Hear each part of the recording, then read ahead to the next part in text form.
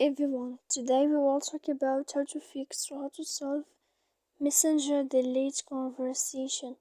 To know how to fix or how to solve Messenger delete conversation, you should just go to settings like this. You will click. After that, in this page, you will go to apps, default apps, app settings. When you will see this list, you will go down to find the application of Messenger and you will enter. Then in this page you will go to click force stop.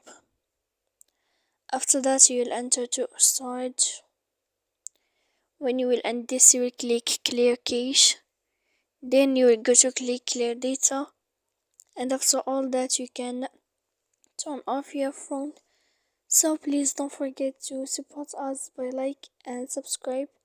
See you next time in another video, and thank you for watching.